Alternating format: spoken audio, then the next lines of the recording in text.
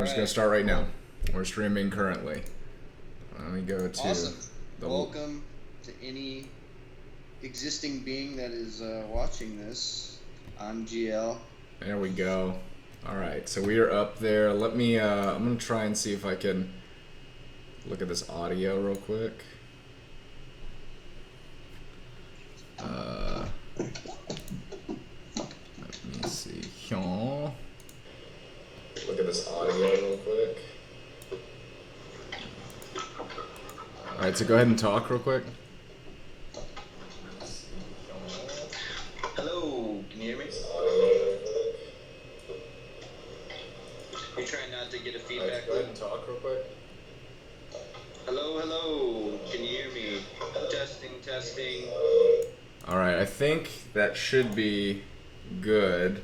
I'm just trying to make sure that your audio sounds good in here or on the actual stream. But yeah, okay, cool. So I think everything is working, or it should be anyhow. Well, you got any questions for me? I'd be more than happy to answer any questions, or we can just start by throwing a topic out in the air and one of us responding to it. Yeah, I think that'd probably be a good way to go. All right, tight, man. So let's get chatting. I'm glad that you hopped in earlier today on the stream. That was cool. That was good. It was great. It was great, like officially waking up to that because I kind of had an interesting night. Kind of got some weird sleep. Woke up to one of my roommates coming back from dropping his brother off at 6 a.m. So I kind of was like on and off sleeping. Took my lady to work, and on the way back, got home, crashed a little bit, and when I woke up, I saw that you were streaming. Totally random. I kind of like the serendipity behind stuff because like I was starting to keep up with you on YouTube, and I was kind of like lazy about coming up with a few different responses to some of the stuff you were trying to tackle. Mm-hmm. But I had a feeling that if we kind of came together in terms of just talking one-on-one as opposed to making separate videos, it might get more of a response, and we might be able to kind of back and forth these topics a lot better. You know what I mean? Yeah. Well, I think the live stream's a good way to go about it, man. Because that's why I got on this morning. I was just fucking jamming. Unfortunately, I looked at the stream, like I rewatched the stream, and it's my mic wasn't working. It was the computer mic that was picking it up, so that's why it sounded like such dog shit. Like, I mean, it still picked it up, but I definitely noticed that a few people here and there that were picking it up, probably. Well, first of all, because I was trying to show it to people, they didn't even know really what they were watching. I was just trying to like, throw it out there. Because look at this shit. I know what I'm gonna be seeing. I know what I'm gonna be listening to, and I've seen you play guitar enough to know that it's worth listening to, even if you're just dicking around. So basically, here, one second.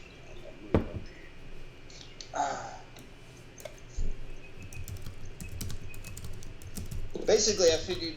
The more people that were kind of like seeing you play guitar and hearing you, the better off you'd be, because I think, to put it from my perspective, people deserve to hear you playing the music you've been playing your whole life, and I've been around you long enough to know that you're better than most in way of guitar, even when you're just practicing and playing around. So I was like, I thought it was great that I woke up to that and was like, oh shit, you just started streaming playing guitar. I clicked on it. And some of the people I was sending it to were kind of like appalled by the name of it for a split second because it says Guitar Went. Which is actually half the reason I clicked on it, because I was just like, what in God's name are you fucking doing right now? I'm jerking off on my guitars. That's what's happening. But it was funny to kind of see the reaction of like the current watchers to what you were doing, and like the time it was the most live or the most active is when you were just like, okay, I'm not gonna be too worried about the sound. I'm gonna just keep playing. Yeah. I didn't know that your initial microphone wasn't working because the quality on your computer mic was decent. Whenever you stopped playing, you could hear the buzz though.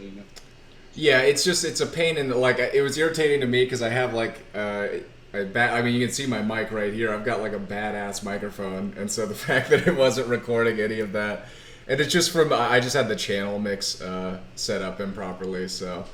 But now we're running smooth, Nice. smooth. So yeah, I don't know where exactly. Like I was thinking we could post this somewhere and maybe get some people watching it.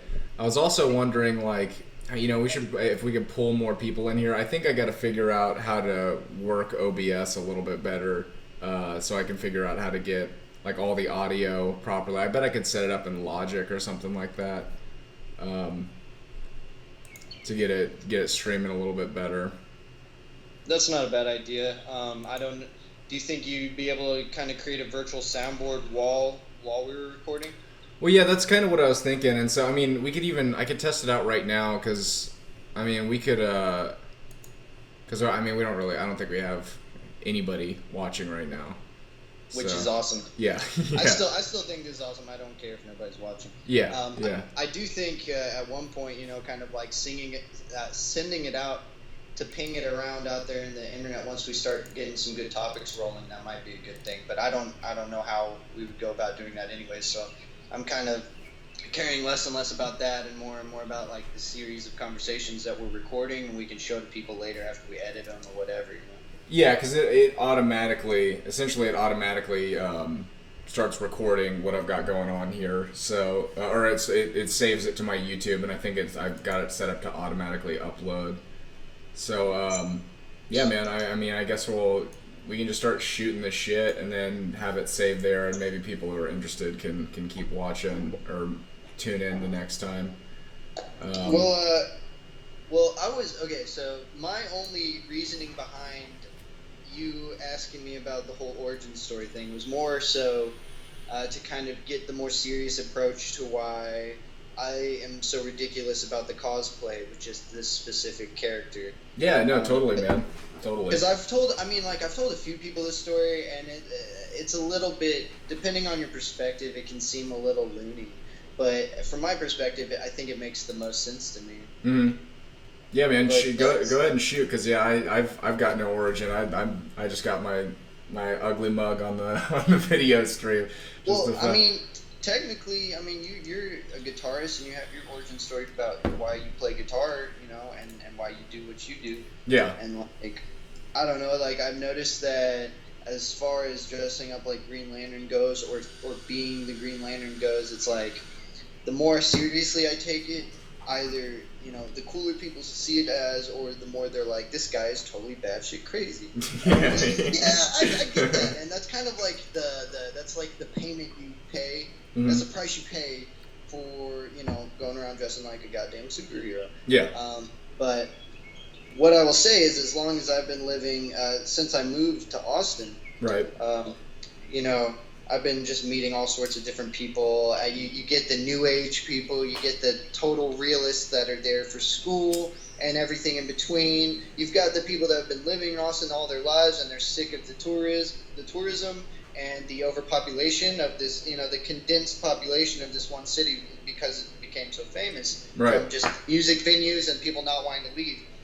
But over the years, you and I have had a lot of debates about mysticism and religion and worldviews. Mm. And over the years, I realized if I look at it from a religious standpoint, it is almost like poisoning my mind, because it's holding me back from like having an open mind and seeing the unseen from a better vantage point. Right. So this is an interesting story. So one of the people I moved in with had such an interesting worldview that all I could do was just kind of silently observe him. Mm. He came from, it's interesting because he came from what it seemed to be a conservative Jewish background. Mm. But he also, the more I talked to him, the more he revealed to me that he was a passionate Trump supporter that listened to Alex Jones and was watching InfoWars. Right. And I was just like living with him in this tiny apartment, so I'm like, how am I going to get along with this dude? Yeah, yeah. And I'm like, okay, well, I think back on it and like you were getting along with me when I was having my like religious phase of there must be a God, there has to be, right. Everybody has these weird phases of like going through how they interpret reality. And so totally. I was like, okay, I'm going to sit down with this fool and I'm going to figure out what the fuck convinces him the things he thinks, right? So I'm living with them in this apartment, working at Sears, like the most matrix of places to work, right? And Wait, you were working at Sears at this time?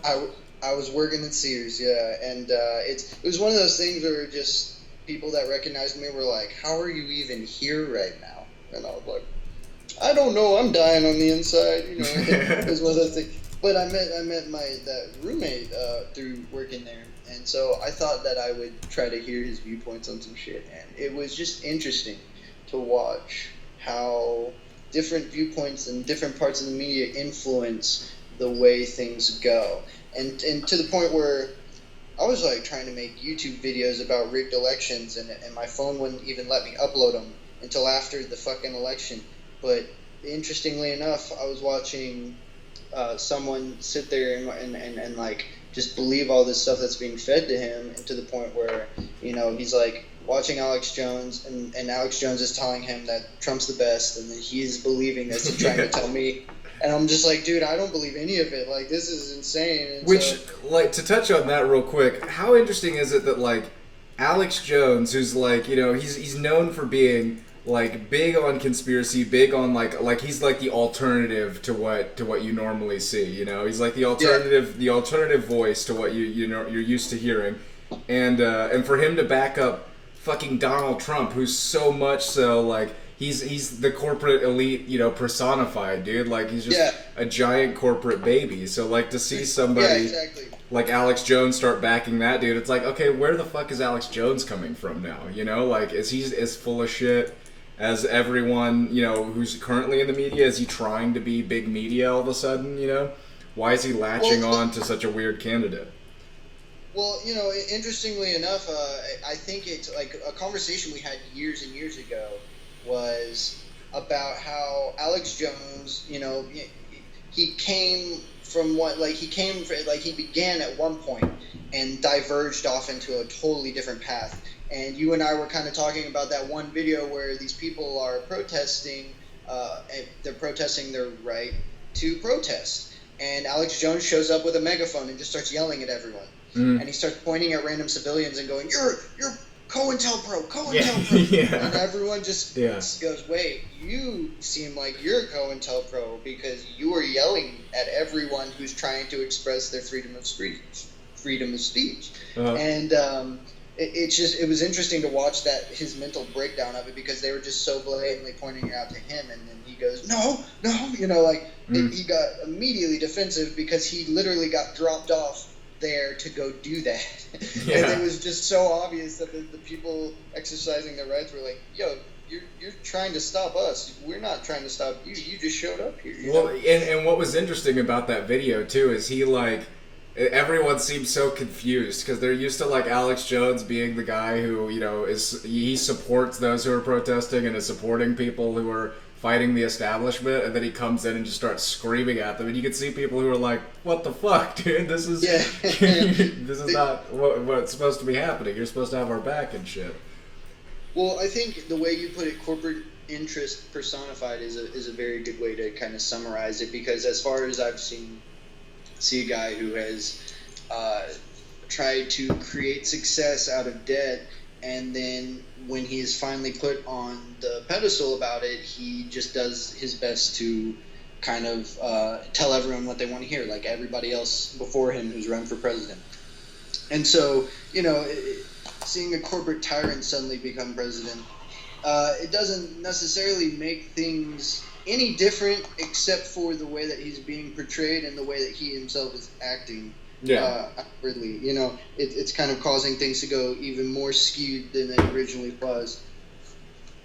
Well, and I think it's a weird place to be in, where we have, like, our president is, it's almost like if you look at the presidential seat as just this big bullshit position that's, like, built to essentially placate Americans and make people, you know, believe that, you know, or make people feel pacified, or, you know, kind of someone who relates to the people. He is almost like the ultimate relatable guy, as far as, like, he's been on reality, you know, TV, and everyone loves that shit. Exactly. He's like, you know, some guy who spouts off on fucking Twitter all the time and, like, you know, shits on people on Twitter, and people love that. Like, love Twitter drama, and, like, So it's like in some way he's almost the perfect fucking candidate to be the president of to be what the president actually represents, as opposed to what I think most people want the president to be, which is somebody who gives a shit about the people, somebody who's fighting for the people, you know,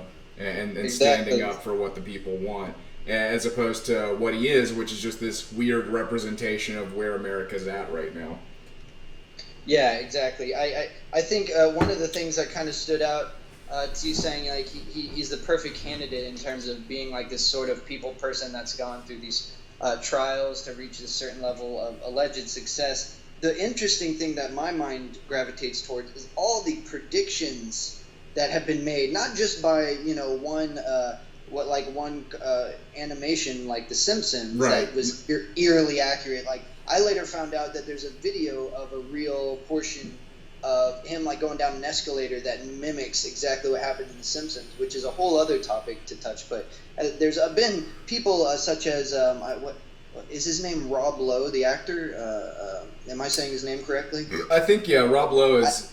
He was in like The Daily Show or some shit, right? Or is that who you're talking? Yeah, there was that, and then I mean he's been in a lot of things, but he was Right. on a kind of a QVC network sort of show, if I'm not mistaken. There's an old clip of him talking to Donald Trump live on the show, and he says, "Hey, why don't you run for president?"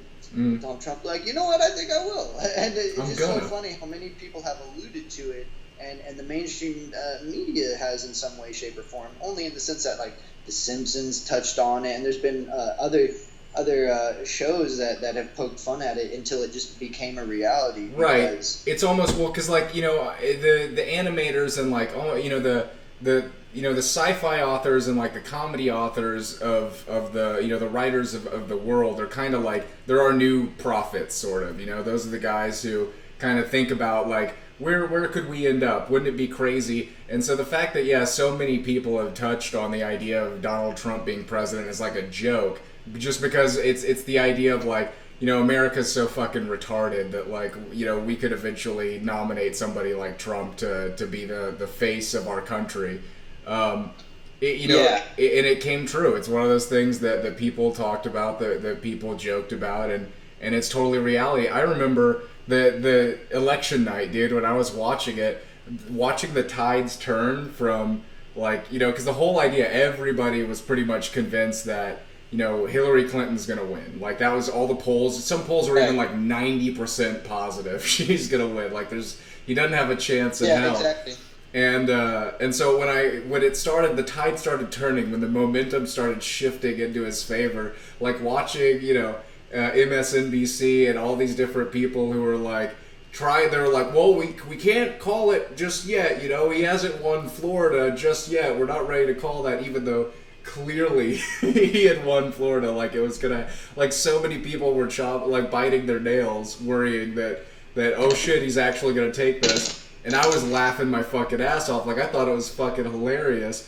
And then there's this weird moment where he actually secured the presidency, where like I was laughing at it, but then on the inside, like I just felt this, like, oh no, oh fuck, what have we done? I need to interject and say that there was that feeling that I had too, where I felt like, almost like how certain people have been portrayed as like trying to stand up for themselves, and then this other person dips into the joke, and the punchline is, yeah, but did you vote? Like, oh man, you hate what's going on, but did you vote? But I see why that's funny, and I see why that's supposed to be ironic, but also the videos that I was trying to make in lieu with this timing of right before it was official that he had become president, I was trying to make these videos to put on YouTube that said, there have been at least one or two people that have come forward and said that there are programs implemented in these voting computers, these voting programs that cause the vote to go one way or the other, but look accurate enough for people to not think that it's actually rigged. Well, there were. Oh, go ahead. Go ahead. Oh, okay. Please go ahead. I was gonna say there were, a lot of guys, a lot of articles that I saw where people were talking about, people who had designed these programs or who had, had done some auditing on these programs that were essentially like, yeah, they're easy as fuck to manipulate and rig. Like, I think it was like 40% of the machines were totally unsafe and like totally insecure and were really easy to bypass and kind of legislate what you wanted to see. It's so super bizarre that, yeah, people were saying that, yet nothing was done about it. And I feel like a big part of that was the fact that Hillary Clinton was doing so much, rigging of her own, essentially, doing so much bullshit as far as, essentially skirting democracy by not allowing Bernie Sanders to even compete. He clearly, when we saw, the turnout for Bernie Sanders, when we saw how many people were supporting him, and then saw all the bullshit that went on as far as, keeping him from actually getting into the presidential elect position. A lot, like, she essentially cheated her way in, and so it makes sense that she would leave, these kind of back doors into these voting systems and not really challenge that, because she probably wanted to manipulate that herself. And this is all, conspiracy as to what actually happened, because there's no evidence to show that there was tampering. But wouldn't we as a country prefer that our voting system not be so easily tampered with? Wouldn't we prefer that we don't have these really exploitable machines that you could sway voting with? It seems a little ridiculous. It is absolutely ridiculous. First of all, I just move over a little bit so you're in the shot. Am I? Just for the sake of, you're not, well, not from where I'm sitting, but maybe okay. You are on your, if you are on your computer, I guess it doesn't matter. I think it looks, okay, yeah, I think. Cool. Well, I absolutely agree with what you're saying. I think the only reason I suddenly wanted to get my face out there in terms of like YouTube and such was because I was trying to tell as many people as I could, as fast as I could, what's the point of voting if it's all rigged. And my even bigger point still that I haven't made yet, and I'm kind of glad that you're recording this so that it is officially recorded, because I've never officially recorded this. I've just had this debate with people, and it's interesting to watch my interpretation of this dismantle someone else's interpretation. It just naturally, because I compare voting to a belief system. Because if you look at the lack of evidence supporting the accuracy behind voting, you will see a belief system. You see people putting their belief down on paper, putting it away, or now it's digitally. So all of these prayers are now digitalized, and they're sent to question marks, to people that we don't personally know. I've never met a person that tallies votes, whether it be on paper or digitally. I've never met any of these people. We have only heard of them in classrooms, right? Right. So as far as we know, all of our beliefs, put down on paper, put onto computers, so our beliefs are sent away to an invisible place that basically helps us believe that our system is working, and we put faith and hope into the system that it actually makes a difference, and we hope that our voices are heard, right, and our prayers are answered. Right. So it is exactly the same problem we're having with religion nowadays, which I hate to say because I'm not trying to disrespect anybody of any religious affiliation. I'm solely trying to say that belief systems are archaic ways of thinking that were designed a long time ago, and they need to be reinterpreted or even totally dismantled in order to be understood correctly, because of the amount of editing that has been done. Despite the amount of people that don't want to believe that, there has been much editing done on myths, on belief systems, and on voting, and so making this correlation will help people understand that there is no difference until we have more evidence suggesting there is. Well, yeah, no, and I mean that's actually a really interesting way to look at it, man. It's a good point, because I think what we saw in this most recent election is the glaring lack of, one, transparency in how we elect people. Yeah. It's totally fucking, it's not above board at all. There's no accountability, and two, we saw that, yeah, it's just, the system we have in place doesn't really seem to reflect people's wants and needs. It just kind of is this autonomous thing, and it is kind of like, if you think about it, like like Catholicism almost. It's all these people, they have their own motives, they have their own wants and needs, but ultimately the Vatican is just kind of pushing the agenda they currently want to push. I mean, I just want to interject to say that it has kind of evolved to the mainstream masses liking in terms of, I would say this probably occurred like having a friendlier pope, outwardly friendlier pope, a more outgoing pope is also kind of a reflection of the strange allegations that the Catholic Church was. Oh, dude, yeah. No, it's such a clear. It's such a clear response to what was happening. Like, there was all the fucking child molestation charges, and then there were some people who were talking about, like, the Pope himself may actually have some, like, there might be some evidence that he's molesting children too. And then he stepped down, which, first of all, isn't that fucking crazy? Like, the point of being the Pope is that you're supposed to be, like, the mouthpiece. You're, like, directly talking to God. Is like, and you're the emperor. You're the neo-emperor. Right, but can you step down from that? Because if you're the guy who talks directly to God, and you're connected, like, you're the one guy in the world who's connected directly to God, and you're chosen by this, like, ethereal kind of, vote, like, God chooses you to be the Pope. Can you step down from that? Do you even have the ability to go, nah, you know what, I don't talk to God anymore. We kind of broke things off. He decided. It's a weird thing to have happened, man. And then the new Pope being so fucking, like, so the opposite of what... Chill. Yeah. And he's like, don't put me in the box. I want everyone to have their shot. Yeah, poor people are cool, gay people are cool, abortions, we're a little lenient on that now, like... Just like aliens, maybe we talk to aliens, who knows? Yeah. And it's such a weird fucking thing to have happen. Like, the mouthpiece of God all of a sudden steps down. It seems obvious to anybody. Like, to me, that just seems obvious. Like, yeah, the Pope probably fucked some kids. Like this, he probably did that and had to step down because the evidence was getting too overwhelming, I think the point to make there is that you can't say every single person that is affiliated with that does the same thing. But, on the other hand, if you look at the most recent allegations with our politicians, I mean, there's potentially child trafficking going on within every facet of society. So looking at just the religious aspect of it and blaming it entirely on that, I mean, that is why you can see this defensive side of it, like, hey, don't blame us for that. But there's just piles of evidence mounting to suggest that has always been, and it's just now evolving to stop, And now we see more of a reflection of that in the political world, where we're hoping that these giant allegations are mostly false because they are implying that the people that have been running things are worse than the regular everyday civilians. There's kind of this common theme with, like, the super powerful, the elite.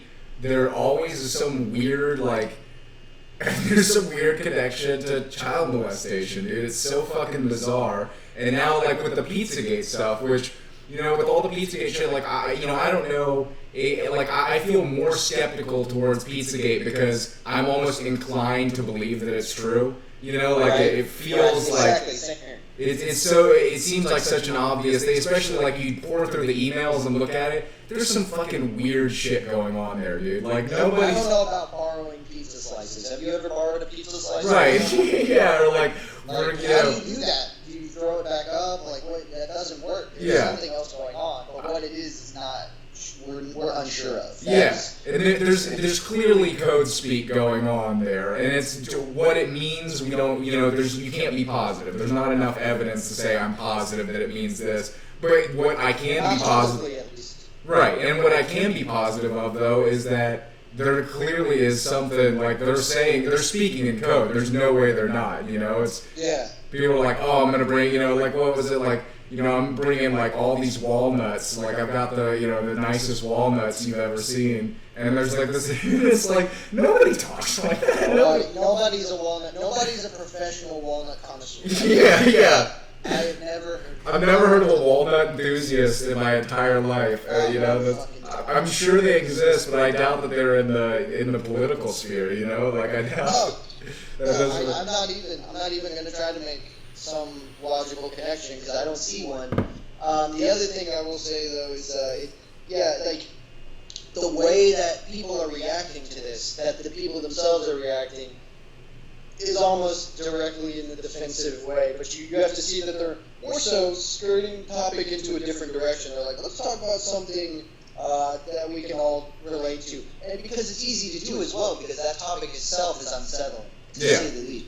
So the more evidence that mounts towards this being actually true to some way, in one way, shape, or another, it just makes everyone realize for sure that what they've been supporting up until now is some terrible, terrible lie that must stop. And what that also implies is that there's this whole reform that needs to take place that I know very little about, you know very little about. You know, I mean, on a local level, we can garden together, we can trade, and we can be a community. But trying to govern a nation of people, despite the fact that we just found out the government's totally corrupt, even though that's something we keep finding out over and over. Oh yeah. That's going to have weird repercussions. You know, we can't say that it's going to be rainbows and butterflies. I mean, I think that the internet, the prevalence of the internet, because we're kind of, we've been entering this age, the digital age, and the age of the internet for a decade or so now.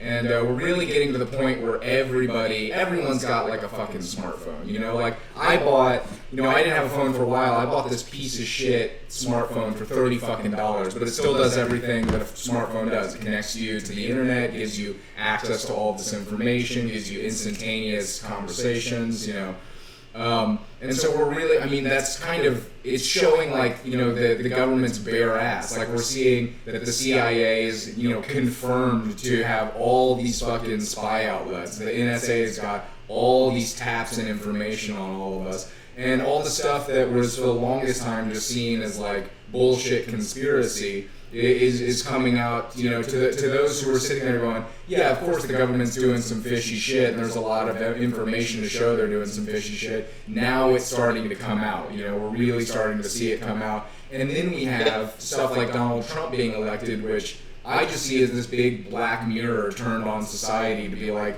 deal with this shit, dude. This is the reality we live in. This isn't some fucking joke. We have a fucking clown is our president now. Somebody who has no place being in office at all is now the leader of the fucking free world, as it were.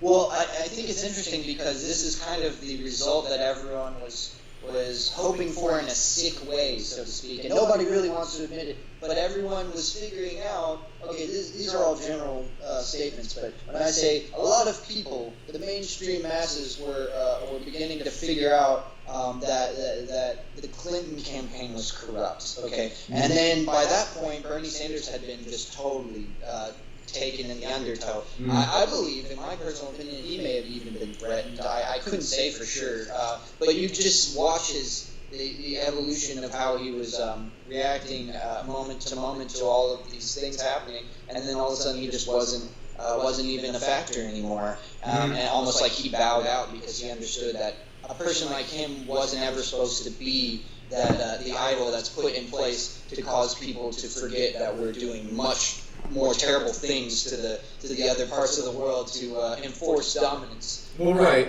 and what's interesting is that it's interesting that the elite are getting so cocky in the way that they deal with the world right now. Like, it's very telling to anybody in the know that when you see someone like Bernie Sanders, the dude has got 40, 50,000 people showing up to his speeches at a time, to where they're having to get, they had it in a stadium, and then the stadium gets blown out, and now all of a sudden it's, they've got, they're having to put him in this big even bigger, stadium so that he can actually house all the audience that he's drawing. And then Hillary Clinton can't even fill a fucking, a small high school stadium with people to come see her. And so you look at that and you would say, well, the obvious answer would be to have Bernie Sanders as the nominee. Clearly he should be. I mean, it's obvious he has more support. And then you even had shit like Debbie Wasserman Schultz saying shit like, the reason that we have, the reason we have these delegates set up is so that we can thwart grassroots campaigns from being able to take over. She's coming out in the open and saying democracy doesn't really exist, and we put who we want to put in place. And if we have go ahead. Sorry, I was just going to interject with it's because corporate interest has officially taken over. Yeah, 100%. No one paid Bernie Sanders, and he wouldn't accept payments, and that's why he didn't get into office. I mean, that's 100% why. Despite having the most open mind and being through the most shit in terms of experience as a representative for humanity and for even just one nation, because when I try to think of things, it has a lot to do with the superhero attire. When I try to think of things, I try to think of them in terms of what would help the whole fucking planet. And I'm sorry if that's too big of an ideal for a single person, but that my initial thought is that if enough people think the same thing, it can actually happen. So, Bernie Sanders had a similar mindset, and that was kind of what he was trying to show people this without enforcing it, because you have the other two campaign runners were off on their own missions for self-interest. And I mean, obviously, the Clinton name has been tarnished through Bill and Hillary both, because there are obvious connections to the drug trade and potentially even child trafficking now. That hasn't been proven, but I personally believe that there's enough evidence to suggest that both of these things are very real and are just now coming to light. And Donald Trump being the final straw the final piece that happened to just kind of fall out on the other side of the great big machine. It freaked everyone out, because you throw a bunch of things into this big unknown machine, and then the only thing that pops out is him, and now he's the fucking president. Everyone's reaction is, wait, what? No. Oh shit! I should have cared more. Or this should have mattered. You mentioned something a second ago that I wanted to come back around to, which is kind of pertinent. Is that I feel like Donald Trump is, as far as people, a lot of people voted for him as essentially a fuck you to the system. That's what it really was. It was kind of like the crash and burn vote. It's like, well, if we're not going to get Bernie Sanders into office, if it's so obvious that the media is being swayed, that everyone's being swayed to not allow Bernie Sanders a fair opportunity to run, then why not vote for Donald Trump? Why not vote for the biggest fucking ass clown who he was even there's emails to show that Hillary Clinton put him up. They were pushing Donald Trump as this Pied Piper candidate to essentially it's like putting Mike Tyson versus like a 4-year-old. Like you've got clearly Hillary Clinton is going to win because this 4-year-old has no shot, and then all of a sudden all this shit comes out against Mike Tyson, and now he's got some crippling disease where he can't even move. It was like it should have been a sure thing. You put someone up against Donald Trump, clearly his opponent's going to win because he's such a fucking clown. But they didn't think about how pissed off the public was going to get to just say, fuck you, Hillary Clinton. Why would anyone vote for you? Nobody gives a shit. We don't care in a big way. Well, I mean, the only reason Harambe didn't become president is because he was already dead. Yeah, I mean, I say that jokingly, of course. I know that's not serious. I'm just saying, like, the amount of people that actually put Harambe down as an alternative candidate is just that big fuck you, that the people are not agreeing in unison on an option or on an ideal. We're too busy fighting over what's actually real and what isn't, and that is the kind of almost the big distraction, is even just trying to figure out what is and what isn't. Right. When some people, you had so many, I think that a part of the feminist movement kind of jumped on board the Clinton campaign because Hillary, a strong female role for president, I don't see anything wrong with that idea. I think that's a great, powerful idea. It's like, yes, a female needs to be president already. Why hasn't that happened yet? Right. Because, the Freemasons are a real thing that have been running a gentleman's club that have been tied to all of this since the origins of America. That's a whole other topic, but that's just my point. Right now is that we're trying to break away from this concept of a gentleman's club. But the one female that is running for president also happens to be tied to all of this corrupt bullshit that is just now coming to light, and so it's not a very fair trade-off. And now it's like it's almost kind of like everyone. It's hard to come to a consensus anymore because we've all been tricked in one way or another. Well, right, and that's what you're like. What I'm getting at from what you're saying is kind of something that I could see happening, is that it's the Democrats were exploiting kind of the good nature of the people who typically file themselves under the Democrat label, you know, like, and feminists were a part of that. Is like, you know, feminism it's growing, and we're having this huge movement of like women like protecting their own rights, protecting themselves, and fighting for fairness for women. And so they kind of abuse that ideology of being like, well, you're not going to vote for, of course you're not going to vote for Bernie Sanders. It's time for a woman president, or a woman president. But if you look at Hillary Clinton's history, like for me, whenever I saw that, it's like, yeah, I would love for a woman to be president, but do we want it to be like this woman? Does it have to be maybe the worst candidate possible? Someone such a shitty candidate they couldn't even beat fucking Donald Trump. Like, that's how bad of a candidate she was. And to say that...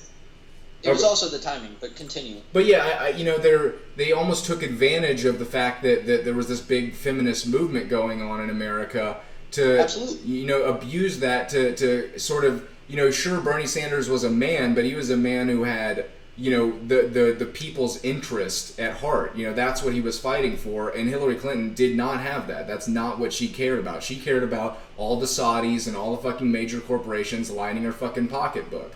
That's what she gave a shit about. And so... Yeah, and I mean, and those ties have been going on for a long time. We're just seeing them as this tip of the iceberg that happened to be Hillary Clinton. And that's why she received the brunt end of that force of the public saying, no way.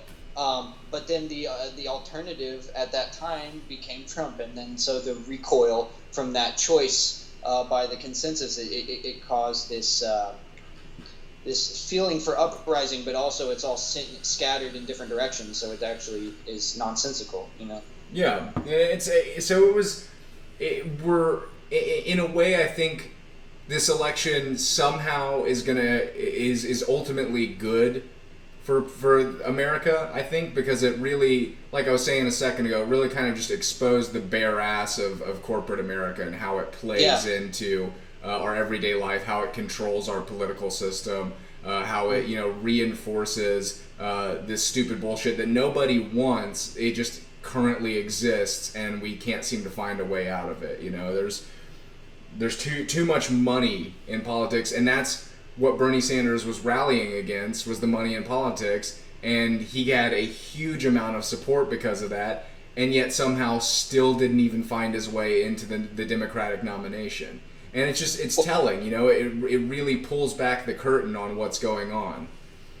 I think you're absolutely right, and I think a huge portion of the reason behind this has to do with what WikiLeaks is deciding to do at what times. And it has caused everything from the very election itself to go off on this tangent, this divergent reality almost, where people I've definitely heard the phrase parallel universe uttered more than once after Trump became president. But I will also say that I think it's very ironic at the same time, like I mentioned earlier, that, you know, the Simpsons writers happened to write that into the show, and that it was mentioned more times than not that Trump would become president. Yeah.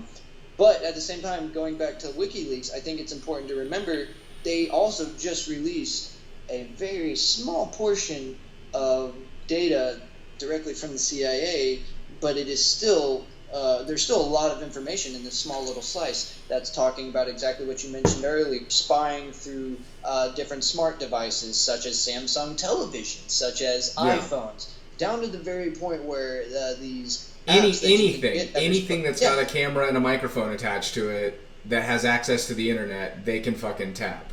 That's what we learned.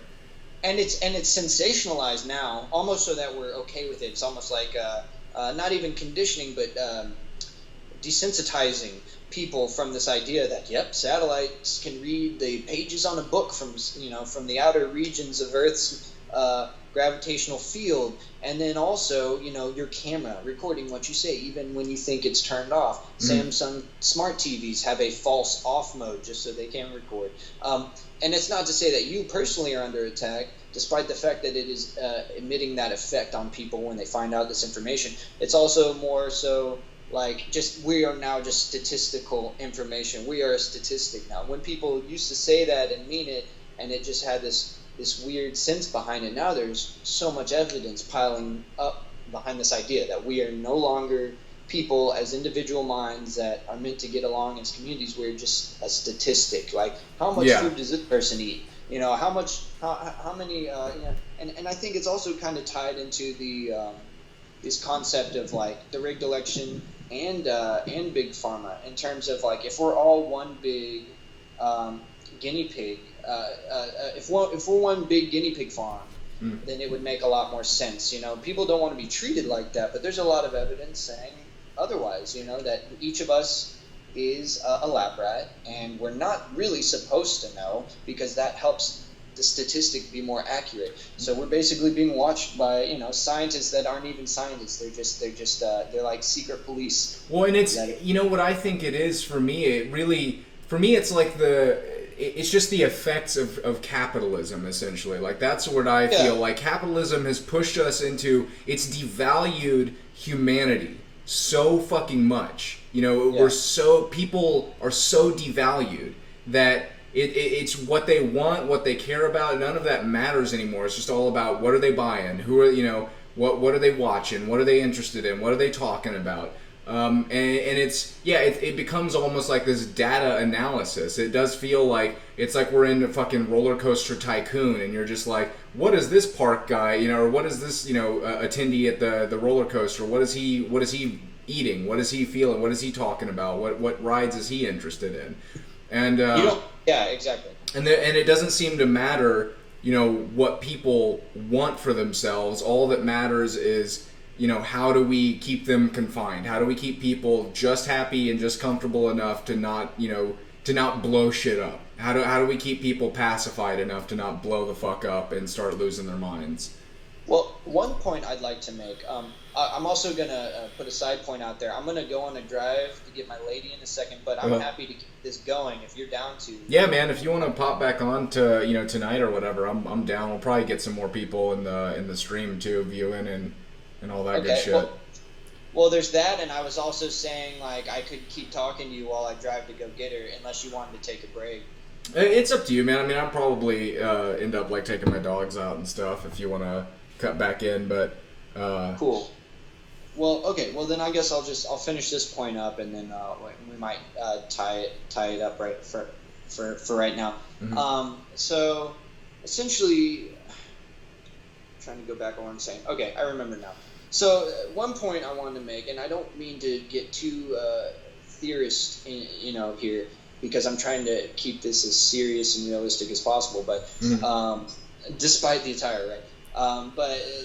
So coming from the point of trying to avoid being a conspiracy theorist, Project Paperclip is something to keep in mind in terms of controlling the masses. Not only were scientists working for the Nazi war machine trying to figure out new means of propulsion, but the other half of those scientists that were shipped to America during World War II in that secret dealing with the Nazi war machine in the U.S., the other half of those scientists were studying mass mind control, ways to keep people docile so that there is no uprising, so that once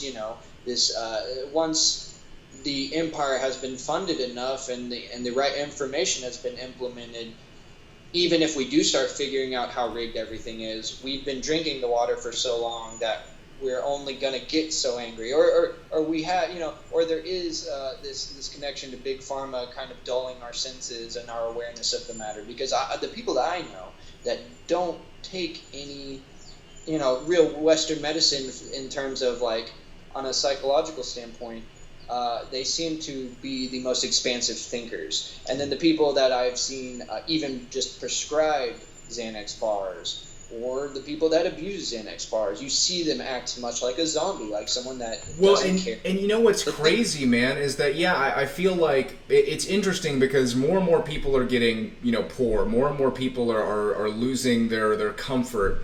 And I feel like it is interesting. Every person I know who's wealthy, literally, and I like the way I've been surviving recently is just doing odd jobs for people and like helping wealthy people move their shit from here to there and like just doing that kind of thing.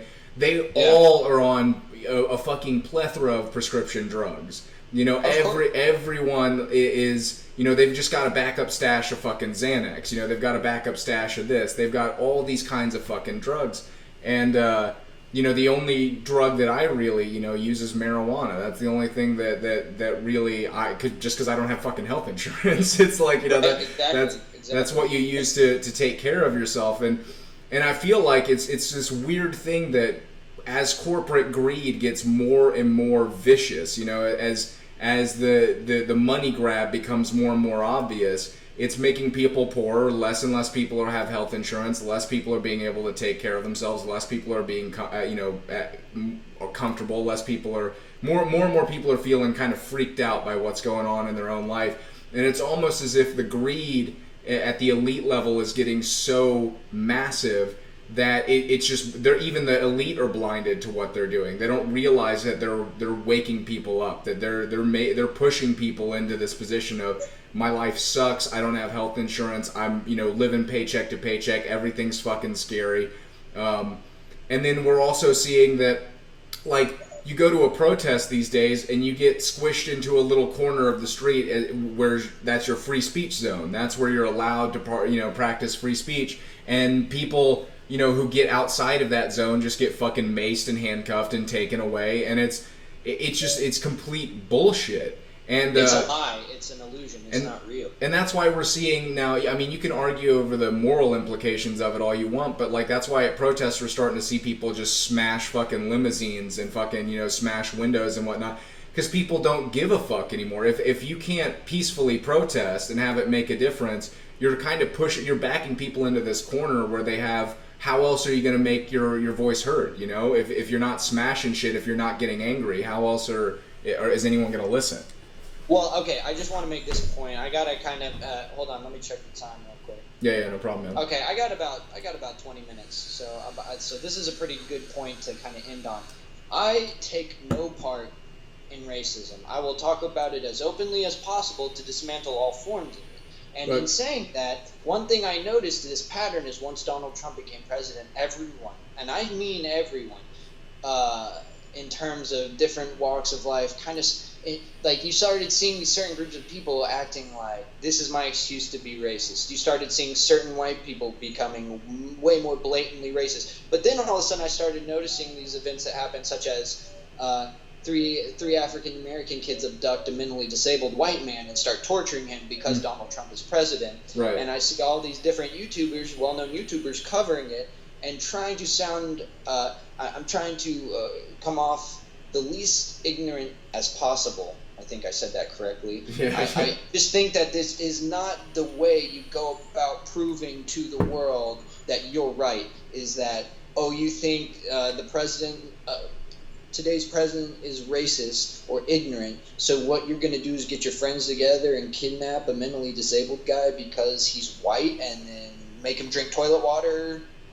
So you're not racist for doing that? Is that the point you're supposed to be making? Well, or are we racist for being white? Like, what? How does that pan out in that person's mind? You know what I mean? Yeah, and I feel like there's a lot of that's being almost exploited nowadays. With like, I see it in all, like, identity politics seems to play into everything. I can't seem to have a fucking single conversation with a group of people without somebody pointing to my skin color and my fucking and my gender. And I like, and whenever somebody points that out, my response to them is always like, why are you bringing attention to this? Because my arguments, I don't make my arguments from like, I'm a man and I know what women's lives are like, or I'm white but I know how black people are. Like, I don't make arguments that way, but there seems to be this like this real like racial fucking nerve that everyone is constantly touching on, of like, oh, you have to be saying this because you're white, or you got to be saying that because you're black. And it's fucking bullshit, dude. I think that the biggest way we grow is by starting to is dropping the identity politics, and let's start talking as human beings, man. Like, yeah, there are some issues that are affecting black people. There are issues that are affecting different color people of all, and different genders of people all over the place. But where the way that we grow is by acknowledging that, but at the same time kind of moving past it in a way and saying, yeah, there's this shit that's happening to the black community is fucked up, but if we all start pointing fingers and calling out each other's race, I don't see how we're going to gain any ground doing that. We're just being divided even more. That's tearing people apart in a bigger way. It doesn't help us grow. Exactly. I think that has a lot to do with why the concept of misinformation is real at all. Like, you see this idea that people are being funded to be more ignorant than they actually are, or to act more racist than they actually are, to incite violence, so that we aren't agreeing on how to overthrow the government together as a people. Because if you talk about doing that, that is, that it's almost treated as treason, despite the fact that that is how we got here in the first place. And so these other events that are on like, I'll admit that there is still something going on in terms of like how the police treat people. And I will admit that I myself, as a white person, have been treated differently for being white. But these things need to be taken head on, confronted head on as a united group of people, not as individual races trying to point out who's more racist than the other, because that becomes like what people seek to call inverted racism. That is what that is. Yeah. When you go out of your way to say another race is racist, you are becoming racist within that thought process. You have to break it all down by understanding the origins of it and how to dismantle all of it and how to look at something with a more open mind, so you're not just lumping people into categories because one white dude shot one black kid for having a bag of Skittles. That dude, I agree that guy's fucked up, and I am white, okay? So where does that put me on the scale? It doesn't put me anywhere. I am a concerned human being, just like most people are, and you do see that, cops are bullied into acting a certain way or conditioned into acting a certain way, but that does not mean that every police officer should be hit in the head, Right. That means that we need to seek out the individual that should not be trying to govern others if they have those kinds of thoughts, guiding them, Right. Well, and that's, I mean, it's there, whenever, like, with the whole, like, privilege theory thing, man, when someone says you've got white privilege, and then they attach all these privileges to you, there is some inherent racism going on there. And Yep. But now we're reaching this weird, like, Orwellian thought process of, like, now the definition of racism is changing to where white people can't be, you can't be racist towards white people because they've got a certain amount of power. And it's like that just throws all of these white people who aren't afforded certain privileges, it just throws them under the bus. It throws a whole group of people under the bus as being like, well, you're white, so you don't really know what struggle is like. And, like, when I hear shit like that, it's like, dude, you have no fucking clue what I've been through in my life, man. Like, exactly. That's a very valid point. And I'm not saying that I don't have any privileges being white, but to automatically assume that is fucking racist. It just is bare bones fucking racist. And so, like, I feel like we just got to get rid of that fucking that thought process. When we're starting an argument based on racism or based on calling people out on their race, it just doesn't seem like it's even an argument worth having at this point. We got to get together and stop fucking worrying about identity politics, about privilege politics, and just, because the ultimatum is that there's a small fucking group of really wealthy people that are fucking over everybody beneath them. They're siphoning money up out of our society, and it's becoming more and more prevalent day by day. We're seeing more and more people are getting poor. And the black community is typically the poorer side of the community of our society, and they're feeling the effects worse. But that's gonna stack up. Eventually, everyone's gonna be feeling those fucking effects. The people who are comfortable now aren't gonna be so comfortable 5 years from now. And it's just gonna keep going and going. I want to point out again. Let me double check on this time real quick. Yeah. So I wanted to point out again that I do agree with you, but I think it's important to show anybody else that might be listening to this or watching this the point that all the old elitist values that have been superimposed upon modern day society were based off of racist values. So any of those remnants that you're seeing are from the past, and even if you see modern day people on small scales acting that way, it's because it's still dying out. It doesn't mean that every white person is racist based off of old elitist values. It just means that the elitist values are still being implemented and must be taken care of. But every time people get too close to that point, the table itself starts shaking. Yeah. And instead of every group of people going to one leg at a time and holding the table and then like getting everyone as a group to figure out how to reform what's on that platform. Until that happens, everything's going to keep crumbling. And that's kind of, I think, as long as you have enough money to be hovering above all that bullshit, you don't care about the lower part of the so-called pyramid scheme, you know? This is why people are so infatuated with the eye on the pyramid symbol. I used to be too, and I got over it a long time ago, but I still see symbolism in it. I still see this idea of, you notice how the very tippy top of the pyramid is floating above the rest of the bottom. It's because everyone on the bottom scrambling to that little plateau that doesn't even reach the top, it just keeps tumbling down, perhaps, you know, like at least in this analogy it does. Because, you know, a real physical pyramid is a sound structure, you know. You look at the ones that are all over the world. But in terms of this analogy, I would say that because of what it's based off of now, which is capitalism, and the way capitalism has worked up until now, and the way inflation has affected it, it's like until we work as an actual society together, you know, this so-called fantastical utopian society, until we work towards that point, these ideals are going to keep crumbling because the elitists don't give a fuck. The people that have enough money to be having their cocaine parties and their, you know, whatever's going on that we don't know of, that we're just now finding out snippets of, like, that's been going on, and it just keeps evolving and getting worse. Right. I mean, last year there were, you know, there's this, and I forget the name of the guys that are keeping track of this, but there essentially is, you know, there's that number of the amount of wealthy people who control more wealth than the bottom 50% of the entire planet. And that number dropped, I think it was from 14 last year. 14 people own more wealth than the bottom half of the planet, has dropped to 6. Fucking 6 people. Yes, or 6 people own more wealth collectively. Percentages, dude. No, 6 people own more wealth than the bottom 50% of the planet. And that's like the biggest fucking issue that we could possibly face right now. Like you can't possibly have, you know, a fair existence. You can't possibly have any kind of balance in the world when 6 motherfuckers own more than half of the planet. Like 6 people own more than billions of fucking people. That it's completely insane that we allow that to happen, man. That's when you got to put a cap on. You can't hoard money like that, because money isn't a real thing. It's just tied to goods. It's tied to resources. And so when 6 people own more goods and resources than the bottom half of the planet, the scales are so fucking tilted, it's insane. I mean, that's completely ludicrous.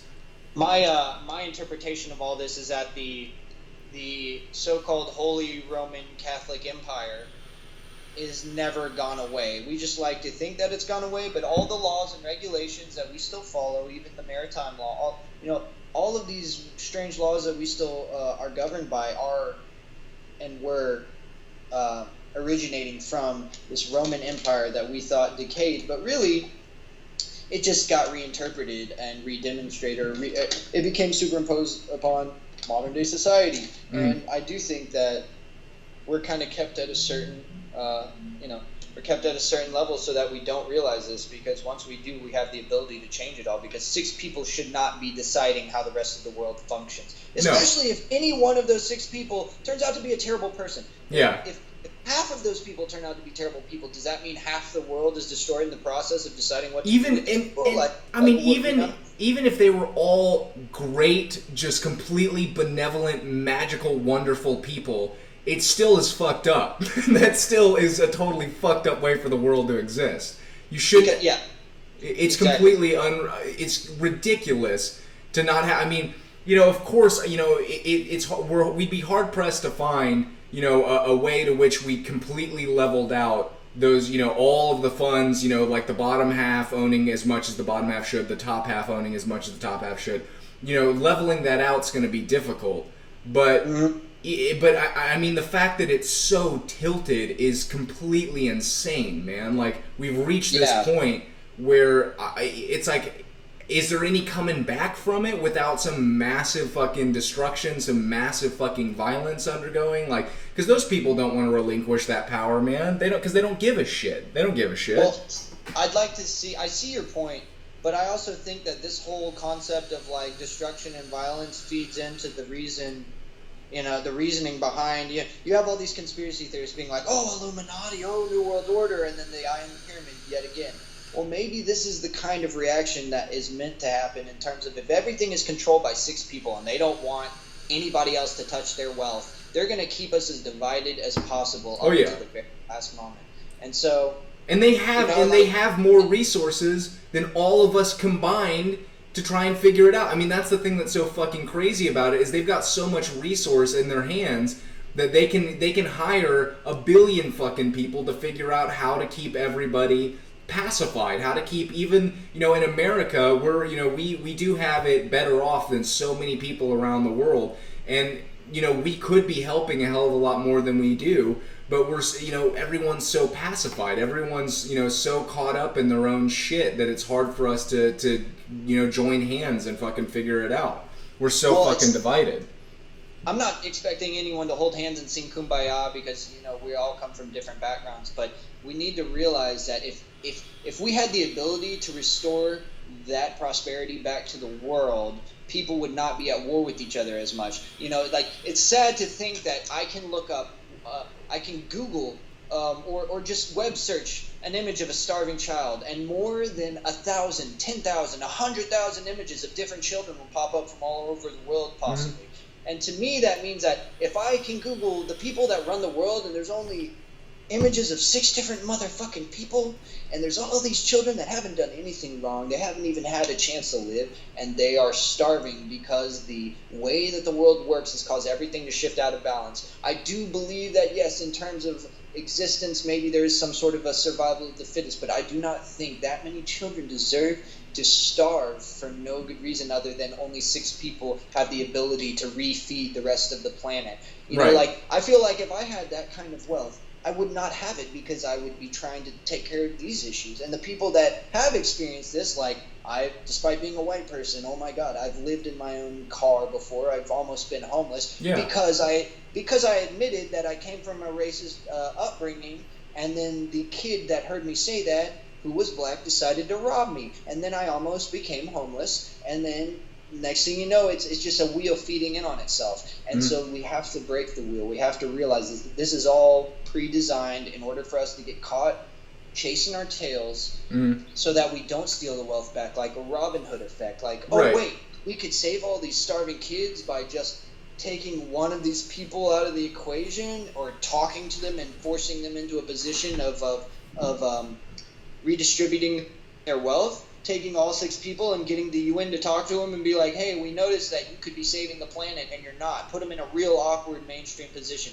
so that even if they say no, they can't say no. Right. Because so many people are upset with them. Oh, you have enough money to feed the rest of the world 10 times over and you're not going to share it?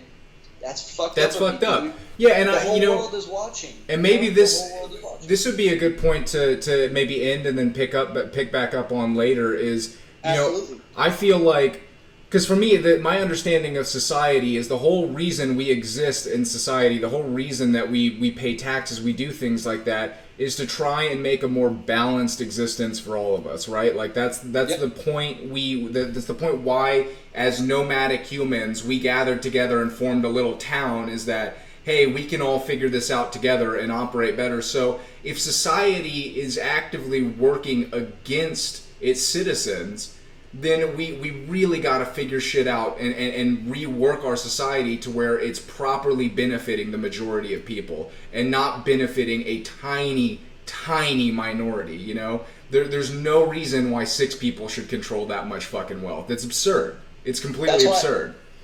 Okay, so to conclude this, because I'm getting off after this, but I absolutely agree with you. It's absurd, and the reasoning behind why I donned the concept of being a superhero was because since childhood, I always wanted to be one. And everyone thought it was a ridiculous concept. Right. But look at the laws governing the world right now. Yeah, what's more ridiculous? What's more ridiculous? Yeah.